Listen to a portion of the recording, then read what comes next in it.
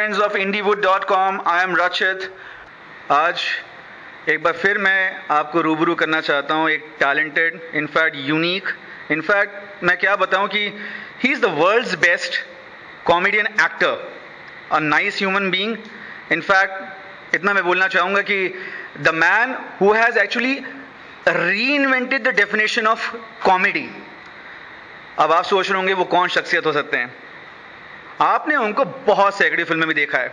In fact उनकी कला की क्या तारीफ करें कि वो इतनी ओरिजिनल एक्टिंग करते हैं कि उनकी ओरिजिनल एक्टिंग में ही लोगों को हंसी आ जाती है. So without wasting the time, may I have a pleasure to introduce a gem of a Bollywood, one and only, my favorite, Mr. Tikku Talsania. Thank you very much for welcoming such a beautiful and warm welcome. Thank you. इतनी तारीफ तो शायद मेरी माँ ने भी नहीं की मेरी. इतनी तारीफ आपने की है. आप डिजर्व करते हैं. आप डिजर्व करते हैं. अच्छा टिकू जी, देखा ही जाता है कि आपने कितने साल बिताए इस इंडस्ट्री में अभी तक? मैं I was born in this industry in 75-76, यानी आप गिनती पर कर लो, मैंने अभी तक नहीं की. ओके. इस इंडस्ट्री में लोग मतलब फैंस आपके जानना चाहेंगे, खासतौर से यूथ जो टैलेंट्स होते हैं वो जानना चाहेंगे कि आपकी शुरुआत कहाँ से हुई, बेसिकली आप कहाँ से ओरिजिनेट हुए थे? मैं ओरिजिनेट तो स्कूल से ही हुआ था. ओके. स्कूल से ही actor. I started acting in the 4th grade and then intercollegiate में मैंने भाग लिया. फिर इंटर कॉलेजिएट में से INT में आया. INT is Indian national theatre. That is one production house that used to do a lot of plays in Gujarati. And that play was, I started my career with plays. Okay. Gujarati plays. और वहाँ से फिर तो acting आपका passion था? हाँ जी, बिल्कुल passion शुरुआत से ही था. ओके. अब जब आपने ये शुरुआत करी एक्टिंग में आने की तो रिजेक्शंस भी कुछ कहीं ना कहीं हुए होंगे? नहीं, ऐसे कोई रिजेक्शंस तो हुए नहीं. आई वाज वेरी लकी क्योंकि I was in the right place at the right time. Okay. आपके फादर मदर का कैसा पेरेंटल सपोर्ट रहा जब मालूम पड़ा कि we want to penetrate into a very difficult industry? क्योंकि वो जो दौर था तब इस इंडस्ट्री बहुत कंजर्वेटिव थी. अभी तो बहुत ज़्यादा एक्सपेंशन हो गई है, बहुत सारी फिल्में बनती हैं ओवर द ईयर्स. तो उस ज़माने में आपके पेरेंटल मतलब सपोर्ट क्या था? क्या वो फेवर में थे? My mother was very supportive. My father wasn't because he always wanted me to be a doctor. I belong to a family of doctors. तो वो ऐसा हुआ कि वो नहीं हो पाएगा. एंड इट वॉजंट कि अब ये नाटकों में चला गया है, अब ये एक्टर बन गया है. ये जैसे हमारे गुजराती में कहते हैं कि वो कलाकार, आई मीन वो ऐसी लाइन में चला गया है जहाँ उसको शादी के लिए लड़की नहीं मिल सकती है और कोई अच्छा ख़ानदान नहीं मिल सकता है, वगैरह वगैरह वगैरह. ओके.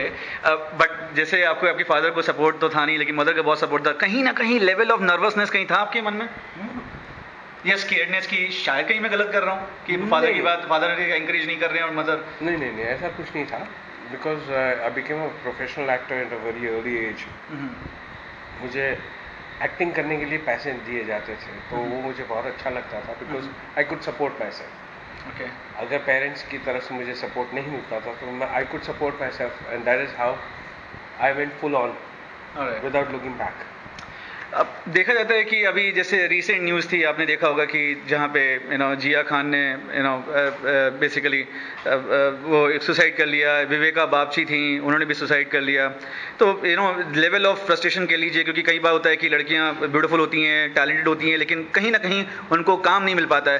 आपकी क्या राय होगी उन खासतौर से फीमेल टैलेंट्स के लिए कि अगर मान लीजिए ऐसा फ्रस्ट्रेशन आता है तो वो क्या मंत्र देना चाहेंगे आप फीमेल टैलेंट्स को खासतौर से? मैं क्या मंत्र दे सकता हूँ? मैं तो अभी मेरी शुरुआत हुई है, आई हैव जस्ट बिगन.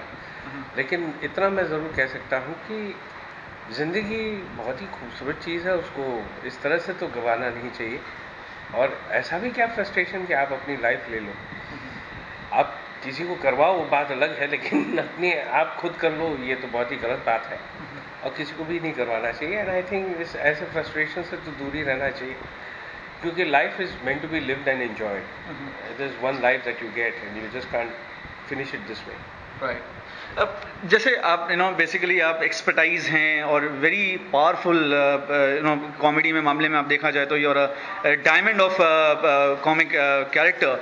सो क्या कॉमेडी करना एक तरह से देखा जाए तो क्या बहुत इजी माना जाता है apart from action and emotions और एनी अदर रस? ऐसा कुछ नहीं है, ऐसा कुछ नहीं है। Acting itself is a very difficult job. It's not that easy as it looks.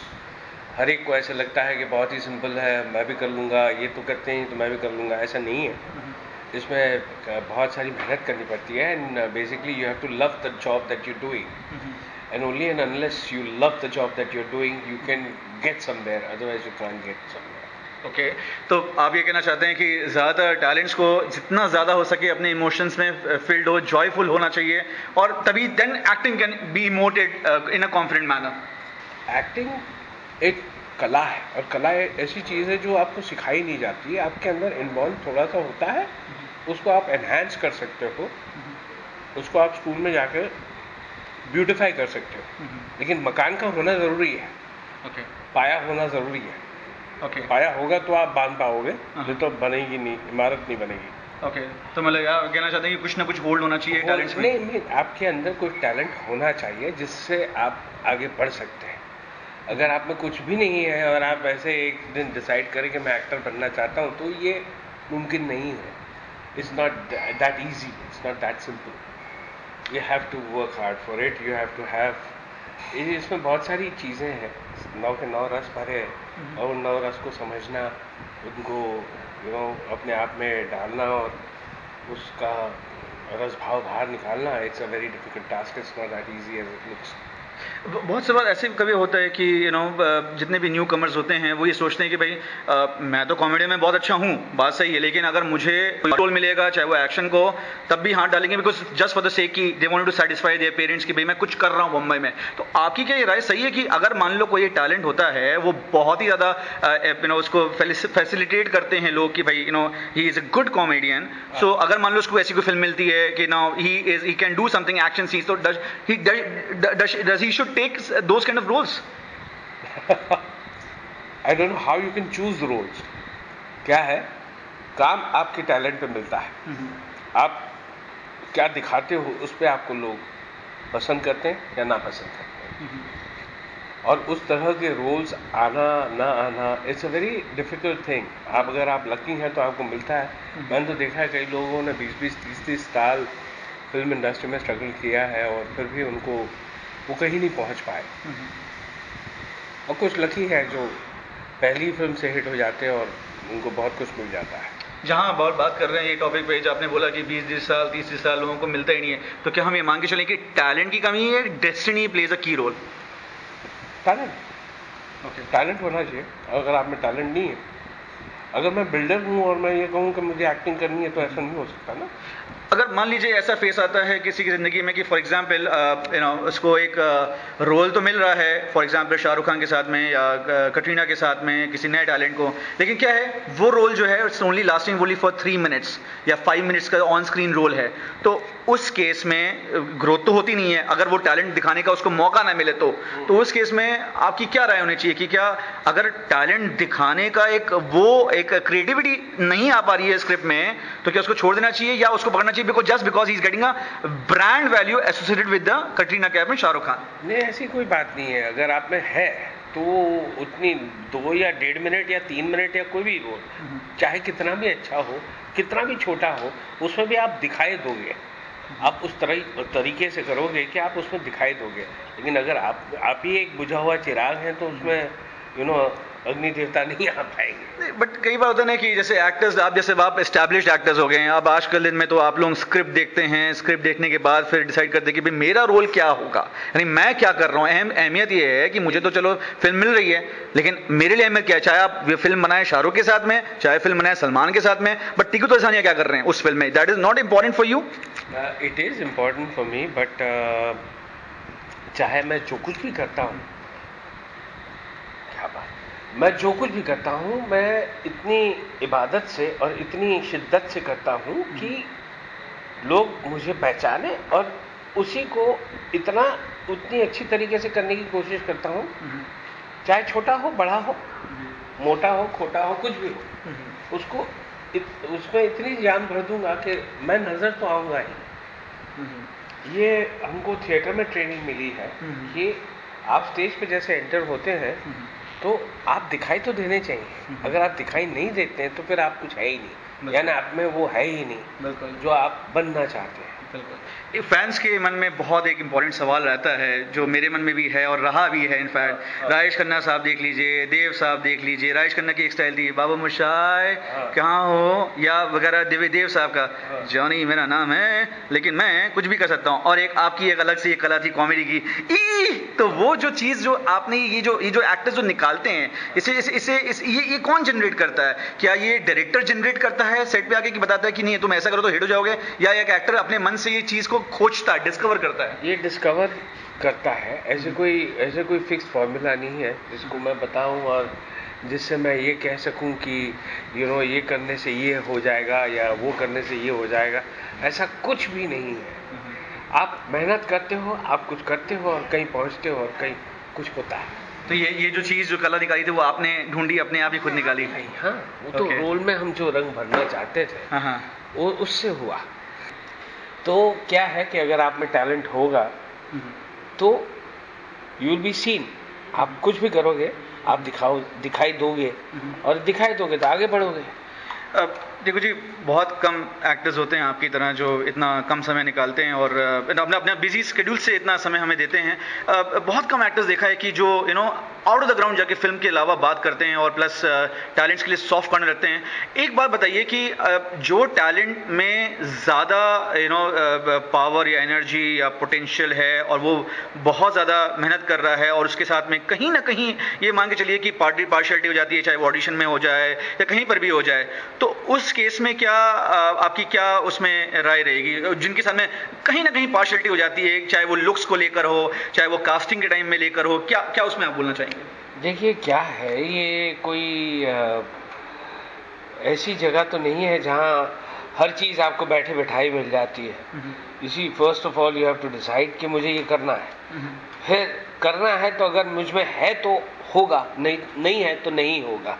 तो वहीं पे फुल स्टॉप लग जाना चाहिए और कुछ और देखना चाहिए, कुछ और सोचना चाहिए। लेकिन अगर आप में है कि मुझ में टैलेंट है और मैं कुछ बढ़ सकता हूं, मैं बहुत कुछ कर सकता हूं, तो गुड। एंड ये सारी देखिए दाव पेच तो जिंदगी में हम तो जब से पैदा हुए तब से ये तो है ही कि जो वीक होता है उसको भगा दिया जाता है और जो स्ट्रांग होता है उसको आगे लाया जाता है, वो अपने आप आगे आ जाता है। और तो ये वीक और स्ट्रांग का तो सिलसिला हम पैदा हुए तब से है।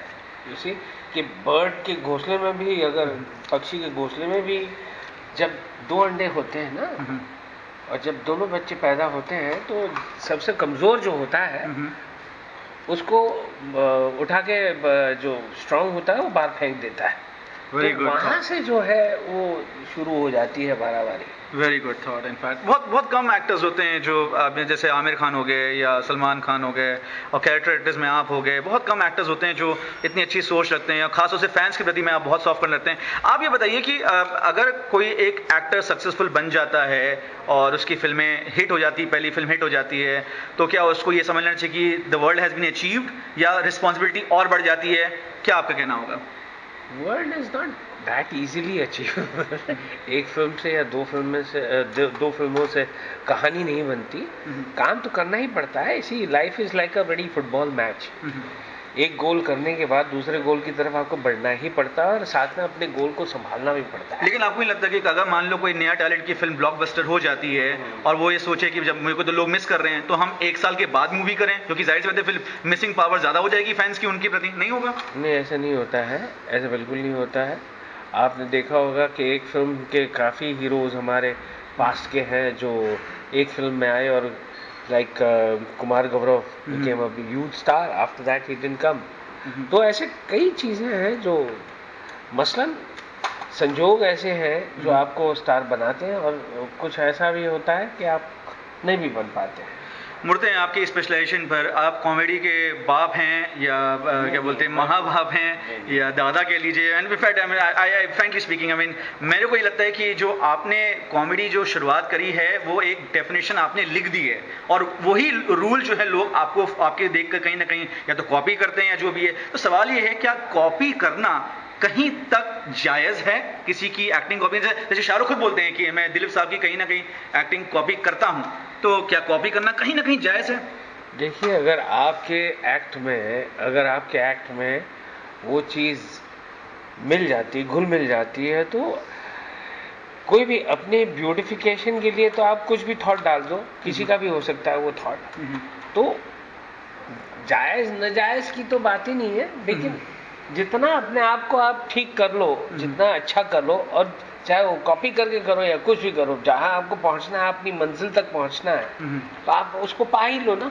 किशोर भानुशाली जो है, हमारे बहुत अच्छे दोस्त हैं, देव साहब उनमें ऐसे बसे हुए हैं कि वो देव साहब और उनको साथ में रखो तो लोग बोलेंगे अरे वाह क्या बात है, ये देव साहब के छोटे भाई। बिल्कुल। तो बेसिकली क्या है कि कॉपी करने के, अब हमारे हिंदुस्तान में हर चीज को पसंद की जाती है, जो अच्छी होती है उसे पसंद की ही जाती है। ऐसा है ही नहीं कि आपको पसंद नहीं किया जाएगा अगर आप अच्छा काम नहीं करेंगे। टिकू जी, आखिरी के 2 सवाल मैं पूछना चाहूँगा। ये पहला तो ये है कि ख़ास तौर से देखा जाता है कि हमारे यहाँ जो मेल आइकॉन ज़्यादा डोमिनेट करते हैं कॉमेडी में, तो क्या लड़कियाँ कॉमेडी ज़्यादा अच्छे, या हमारे यहाँ बॉलीवुड इंडस्ट्री में लड़कियों के कॉमेडी में कोई प्लेटफॉर्म में कोई कमी रह गई है, या प्रोड्यूसर देखना नहीं चाहता, प्रोड्यूसर लगता है कि नहीं हम लड़का ही ज़्यादा अच्छा कॉमेडी कर सकता है? क्या वजह है? ऐसी कोई बात ही नहीं है, कहानी ऐसी बनी नहीं है जहाँ फीमेल ओरिएंटेड कॉमेडियंस हो, या ऐसा कुछ तो है ही नहीं। फीमेल ओरिएंटेड कॉमेडियंस के लिए कुछ बना ही नहीं है जहाँ फीमेल्स अपनी कॉमेडी की साइड दिखा सकते हैं। ऐसा कुछ हुआ ही नहीं हमारी इंडस्ट्री में। टुनटुन जी थी, या फिर गुड्डी मारुति जी हैं, या ऐसे सुनंदा 3-4 जिनके लोग हैं जिन्होंने कॉमेडी की है। तो बट 3-4 है ना, बट वो 10 में क्यों? क्या डायरेक्टर कहीं डरते हैं या लगता है कि टैलेंट नहीं मिलता है इनको? नहीं, कहानी में भी होना चाहिए ना। कहानी में ही अगर आपके हीरोइन को कॉमेडी करने की आती नहीं है तो फिर क्या कर सकते हैं? Very nice shot. इनफैक्ट टिकू जी, इनफैक्ट मैं आपको बताना चाहूँगा कि टैलेंट्स जो हैं खासतौर से एक जानना चाहते हैं आपसे, खासतौर से वो 5 पॉइंट्स खासतौर से कि अगर वो अनदर टिकू तलसानिया के नाम से जाने जाएं, आगे आने वाली जनरेशन जो है, तो वो कैसे जाने जाएं, और वो 5 पॉइंट क्या होंगे आपकी तरफ से? क्योंकि you being a very senior most actor, so वो टैलेंट्स अगर फिर से एक आपके जैसे एक फेमस और रिकग्नाइज्ड और जेम ऑफ जेंटलमैन बनना चाहते हैं, क्योंकि आप ह्यूमन भी बहुत अच्छे हैं, ये बात सही है, आप परफॉर्मेंस तो अच्छे ही हैं, लेकिन वो 5 चीज़ें क्या होंगी? एक तो काम के प्रति आपका जो लगाव है वो बिल्कुल आपका, it should be your first love. Theatre करना बहुत ज़रूरी है। थिएटर करोगे तो आपको कैसे खड़े रहना, क्या करना चाहिए, किस तरह से मूव करना चाहिए, किस तरह से आर्टिकुलेट करना चाहिए, किस तरह से आपको कैरेक्टर मिलता है, और किस तरह से आप उस कैरेक्टर को अपने आप में ढालते हो, या आप उस कैरेक्टर में ढल जाते हो, वो सारी चीज़ें आपको जो प्रैक्टिकल नॉलेज है वो थिएटर से मिलती है। तो आपको थिएटर करना चाहिए, टेलीविज़न करना चाहिए, और फिर फिल्मों में जाना चाहिए। और ये this can be done in any order. ऐसा ज़रूरी नहीं है कि आप पहले फिल्म करो और फिर टेलीविज़न करो, या एनी विच वे। ये थिएटर इसलिए करना चाहिए क्योंकि उसमें आपको बहुत तजुर्बा मिलता है। टेलीविज़न इसलिए करना चाहिए क्योंकि टेलीविज़न आप लोगों के करीब जाते हो, लोग आपको देखना पसंद करते हैं, और अगर आप अच्छा नहीं करते हो तो आपको इमीडिएटली ट्रैक बदल जाता है और आप नहीं रहते हैं उसमें। और तीसरी चीज़ जो है वो फिल्म है। फिल्म के कैरेक्टर्स या स्टोरी में अगर आप बैठते हो तो बहुत ही अच्छी बात है। और मेरे ख्याल से जो भी करो दिलो जान से करो, उससे प्यार करो। You need to do your work with a lot of dedication, happiness and stress free. Enjoy the work that you are doing.